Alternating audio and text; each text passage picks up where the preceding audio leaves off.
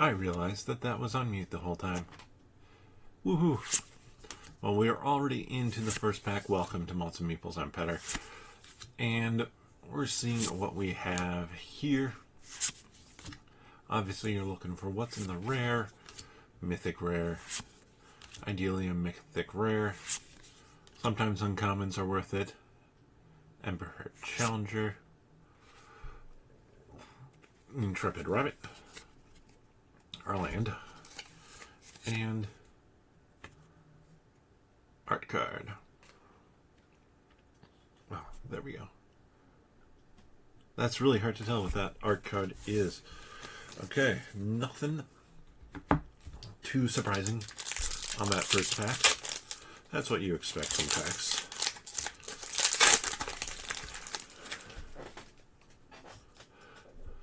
Let's keep going. Finch Formation, nice. Crumb and Get It, funny. Kindle Spark, Daggerfang Duo, Head of Homestead.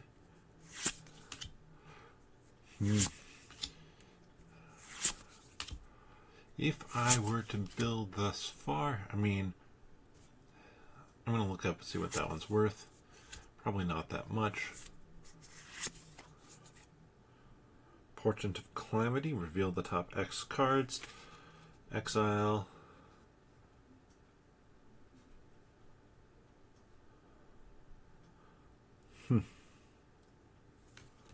So just a chance to exile some cards and potentially cast something for free. We got a sword. Lupin Flower Village, that could be worth a couple bucks maybe. That's kind of what I assume uncommon.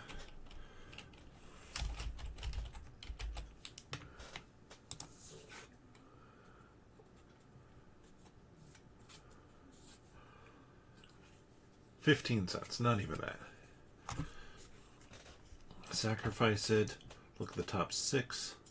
You're just putting, yeah, not that great an additional ability on there. What was my rare? Portent of Calamity. I suspect that is not going to. Portent of Calamity, 10 cents. Yeah. And I guess I should look up that last Emberheart Challenger. Who knows? That one, I don't even like to assume that I know. So, $1.75. That's about where we're at through 2 packs. Next pack here. More duos. Mind Spiral. Whenever I see something that's just like, oh yeah, that's 5 costs, I'm like, interesting. 5 cost common. Probably not going to do much for you. First Strike and Lifelink? That's the type of card I'd play. Ooh. Swords to Plowshares. Mythic in. That's awesome artwork. But that Swords to Plowshares, that's pretty nice. I have no idea. I mean, it's 1 cost, so exile target creature. Swords to Plowshares, extended art or borderless? Never know. Borderless.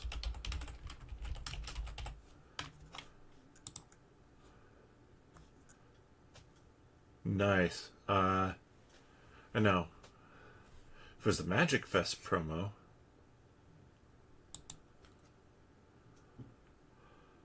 But this guy's a market value $15 card. That's pretty sweet. And like I said, this is the type of card that I would just play. Bright Blade Stoat, especially if I was doing like a sealed,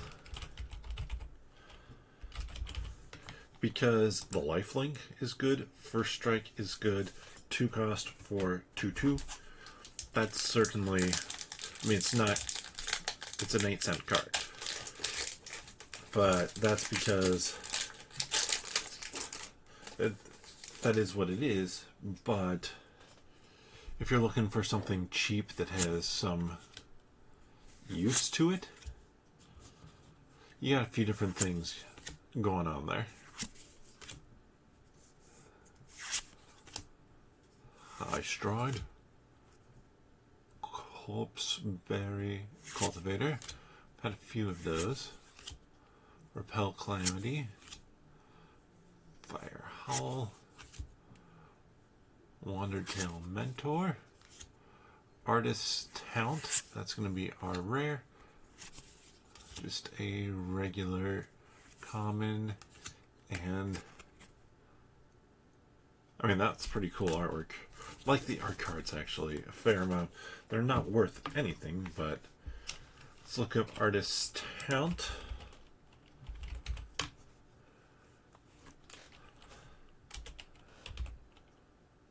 Artist's Talent. $5 card. Whenever you cast a non-creature spell, you may discard a card. If you do, draw a card. Nice. Non-creature spells you cast cost 1 less. Even nicer. If a source you control would deal non-combat damage to an opponent or permanent an opponent controls, it deals that much damage plus 2. So, yeah, that's actually pretty solid. You ramp into spells. I like it. Thought Shucker, Intrepid Rabbit, Might of the Meek. Don't have any duos this time. Something's wrong. There's supposed to be 4 duos in a row. That's how these decks work. Okay. Maybe not. Jolly Gerbils. When you give a gift, draw a card. Interesting. Mudflat Village, similar sort of thing. Allows you to sacrifice it. This is a way to pull certain types of cards. Dawn's Truce. We got the art card for that. Just a common there. And our art card with signature. Dawn's Truce. Gift a card. So, you and permanents you control gain hexproof until end of turn. If a gift was promised, permanents you control also gain indestructible. Ooh.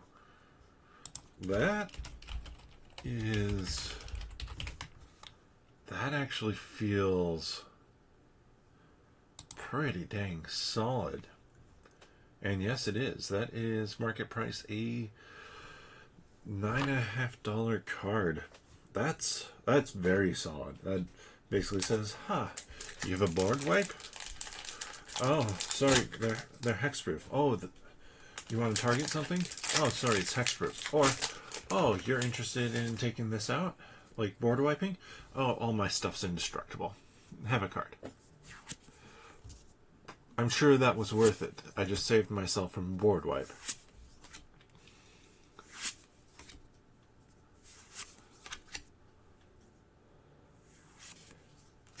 And it's permanents, too. So it's not just creatures. Yeah, that's a nice card. Clematis Tide. Obviously, if I build a deck here, is that our... No, that's uncommon. We're looking probably to include that one. There's our rare, Dawn's Truce. Hey. And food token. So, I don't want to do the exact same thing I did last time, which was green-white. So 23 cards. I do want to do white.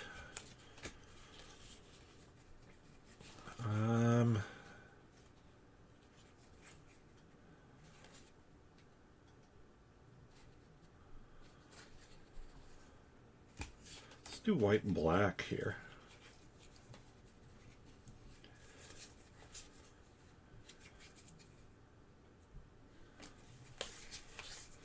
See what I can do there. Milling a couple cards. We got a Death Touch in there. That's not bad. Mudflat Village. It's in the right colors for what I want. Consumed by Greed.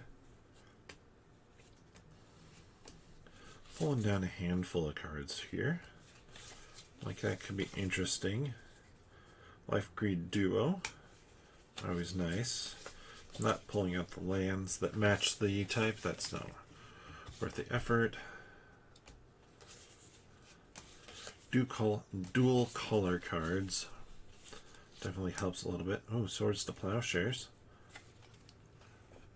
That art card. And then, of course, I get it. Uncharted Haven. That's a nice little ad for like a sealed sort of thing.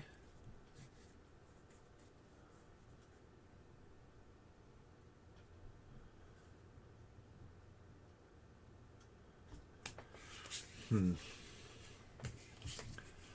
see what we can get here. Intrepid Rabbit. Ooh, Uncharted Haven again. So we got a couple of those to help color correct. A couple ways to pull cards too.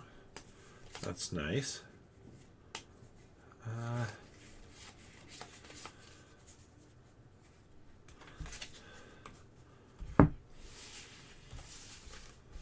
So Swords to Plowshares, and two things that give hexproof. I mean, for sure those are in there. Pulling out the lands that I grabbed real quick. I will show those off.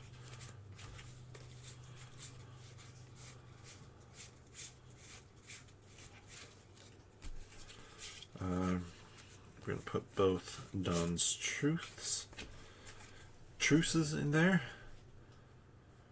Daggerfang Duo.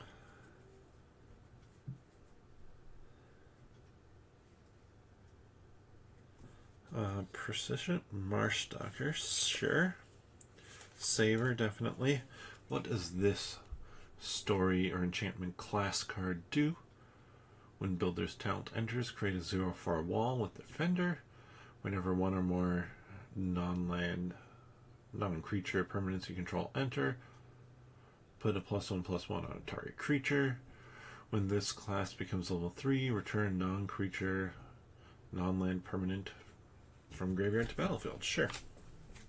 That goes in there. Need to get a few more creatures. I think I want to run a couple of the Corpseberry Cultivators.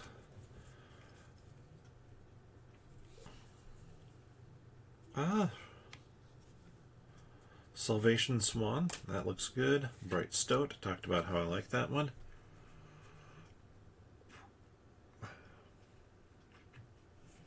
When Banishing Light enters, exile target non-land permanent on opponent's control until it leaves the battlefield. Yeah, that works great. And Repel Calamity. Life Greed Duo for sure.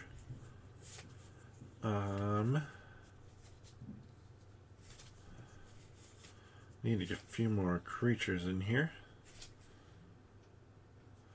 Bravekin Duo.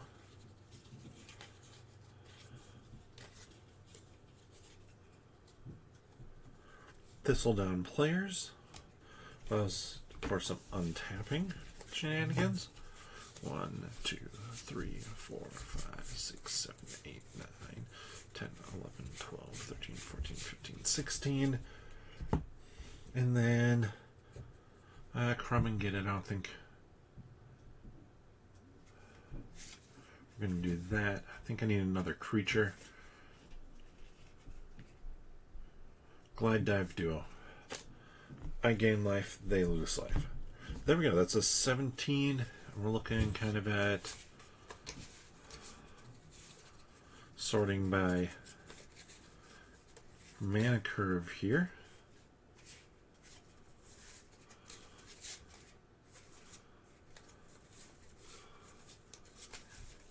I'm liking the looks of it. Pretty low and fast. rocking. So 2 1 costs. 1, 2, 3, 4, 5, 6, 7, 8. 8 2 costs.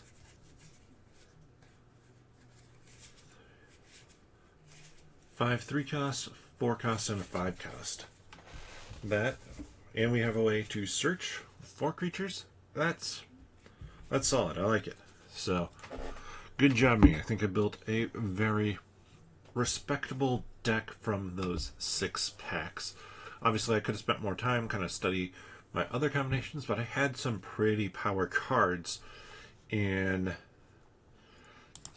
when I pulled there. Now, Dawn's Truce, $6.50 card in the normal one. That probably is less great in something like this, just because it's a little bit more limited in what I can do with it. But there we have it. Thank you so much for joining for this video. Apologize for the weird audio at the beginning. That has been fixed. And yeah, if you enjoyed this content, please give the video a thumbs up, subscribe to the channel, and click that notification bell. But with that, we'll see you next time.